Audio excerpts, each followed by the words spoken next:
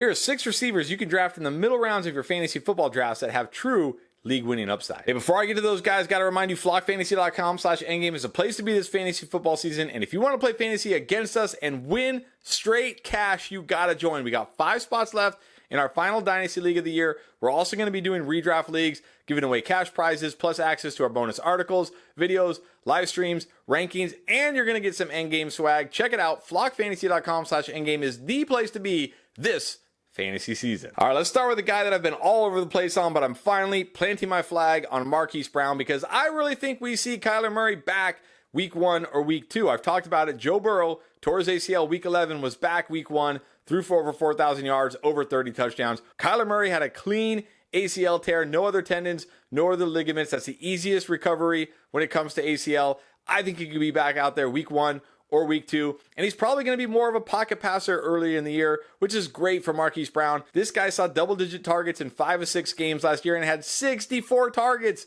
over his 6 games before that foot injury. He was an absolute target monster, and that was without DeAndre Hopkins, and guess what? DeAndre Hopkins isn't coming back. He's gone. Marquise Brown, clearly the best wide receiver here, and this offense is going to have to throw the ball a ton because this defense is still really bad. They're going to be a negative game script. They're going to be playing from behind. They're going to be chucking it all over the field. Marquise Brown has real top 5 potential. Remember, this guy was the wide receiver 5 after 6 weeks last year. No reason he can't do that again as long as Kyler Murray is out there. And he's currently going in the middle rounds. Just an absolute steal, in my opinion. Grab Hollywood Brown every chance you can before people start to figure out Kyler Murray's going to be out there sooner than they thought. Now, I know Michael Pittman burned us last year, but look, he's still the clear alpha wide receiver in this Colts offense. There's not a lot around him where you got to worry about people taking a target share from him. And unlike last year when he had Matt Ryan and his noodle arm, who could not throw it more than 7 yards and only had like a second and a half to throw the football, he's now got Anthony Richardson, who has a cannon for an arm. And even though the numbers weren't great last year, Michael Pittman ranked 3rd in routes run, 11th in targets last year, and 8th in reception. So he was an absolute volume monster. But he only had 5 deep targets the entire season. 5 the whole season. That is going to change this year with Anthony Richardson. Richardson can absolutely sling it. They're going to use more downfield throwing, and that's going to allow Pittman to pick up way more yards, more like what we saw 2 years ago with Carson Wentz, who could actually throw the deep ball pretty good, but wasn't very accurate. So I definitely think we can see a Pittman that's much closer to 2 years ago, give you those big spike weeks, big plays down the field. He's a great contested catch receiver. He's a big wide receiver. He's a great route runner. He really is a tremendous wide receiver. People just haven't realized it because he hasn't been unleashed yet because of his poor quarterback play. But his value has dropped so much this year. Typically in the 6th round of drafts, you can get Michael Pittman, and I think that is just too low for a guy like this. Well worth the risk here. Well worth the upside for Michael Pittman. So for me, I got burned last year pretty badly by Michael Pittman, but I'm jumping back in this year. I think he rebounds. I will happily take Michael Pittman this late in drafts. Now let's go with 2nd-year wide receiver. No, not George Pickens. I'm sorry. I know you're going to be like, what? George Pickens isn't on the list? Spoiler alert, he's not on the list. I'm talking about Johan Dotson of the Commanders. Johan Dotson was absolutely elite last year. Now the numbers weren't elite, but if you look at the player, he was absolutely elite last year. Unfortunately, missed a lot of the season due to injury and terrible offense and quarterback play here in Washington. But it might get rectified this year. They've brought in Eric Bieniemy, former offensive coordinator of the Chiefs. That's nice. Also, they're going to give Sam Howell a shot. Remember, for 2 years in North Carolina, Sam Howell was putting up monster numbers, and there was talk about him being the potential #1 pick when he came out of college. Unfortunately, did take a step back his last year of college, but we know the talent is there. If Eric Bieniemy can get the most out of Sam Howell, this could finally be a fantasy-friendly passing attack. And like I said last year, Johan Dotson was great. His average depth of target was 13.5 yards, which ranked 11th among all wide receivers. So this guy has big play potential. He's a great contested catch wide receiver as well. So you can expect some touchdowns. Expect him to make some highlight reel catches. I'm going to bet on the talent of Johan Dotson here, the talent of Eric Bieniemy as an offensive coordinator to get the most out of Sam Howell. For me, Johan Dotson has tremendous upside in this range of drafts. I'm gambling on everything here.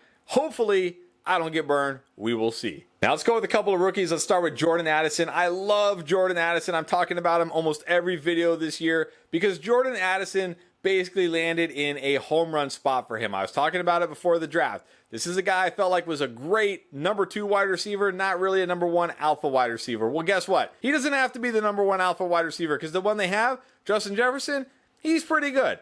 But Jordan Addison complements Jefferson perfectly. He's a perfect fit for this offense. You can line him up all over, run him on different routes. He's a good route runner. He's a good yard after catch guy. He's going to smash in this offense. Remember, this Vikings offense was top 5 passing last year, and no reason to think that'll change because they didn't improve the defense at all. It's still really bad. They're going to be in a lot of negative game script, having to throw the ball a ton, come from behind, a bunch of shootouts.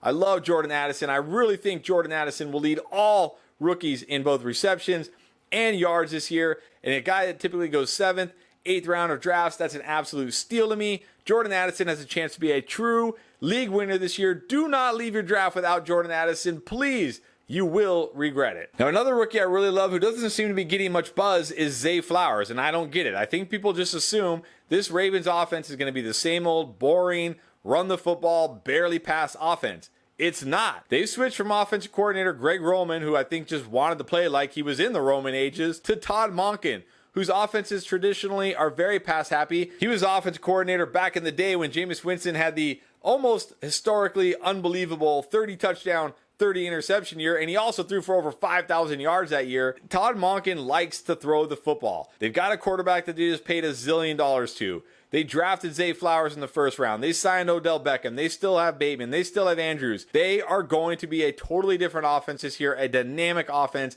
a more pass-heavy offense. And Zay Flowers fits this system perfectly. This is a guy you can line him up all over as the X, flanker, in the slot. He can run a variety of routes. He can do all sorts of different things. He has the potential to be a true number 1 wide receiver, and I think he realizes that this year. Not quite as high on him as I am Jordan Addison because I don't think the Ravens are going to pass as much as the Vikings.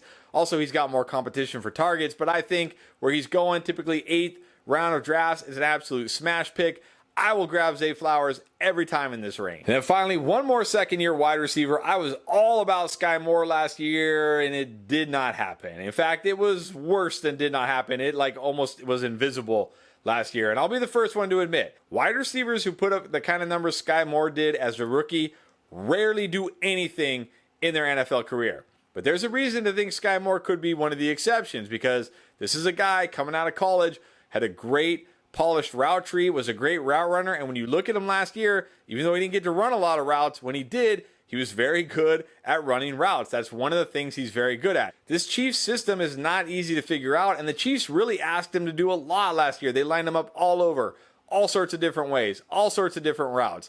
Now, second year in this offense, hopefully we'll have it a little more figured out. I hope they give him more slot run. I think that's a better position for him. But also, I did talk about he didn't run a lot of routes last year, but he was targeted on 22% of his routes. If he gets up to more of say, top 25 in routes run this year, which still isn't an extreme amount, and he's getting targeted on 22% of them, he's going to smash this year. Because this Chiefs offense, he's got Patrick Mahomes. And when you look at the wide receivers here, this is one of the worst wide receiver groups in the NFL. You got Kadarius Toney, and sure, he's great with the ball in his hands, but he's not a true traditional wide receiver as far as route running and polishedness and that. You got Marquez Valdez-Scantling, who basically can just run straight, and that's all he can do. And then you got Rashee Rice, who was one of my least favorite receiving prospects in this class. Can't run any routes. He's not very good. There is certainly a path here for Sky Moore if he runs significantly more routes, which isn't hard to do because he only ran 130 routes last year. If he runs significantly more routes and he gets targeted at the same rate, he could absolutely have a huge second year. And by the way, the last wide receiver to have a season as bad as Sky Moore did as a rookie, Antonio Brown. Maybe. Just maybe. All right, those are 6 wide receivers I love in the middle rounds. But if you want to see 4 running backs I'm drafting everywhere in the early rounds, check it out right here.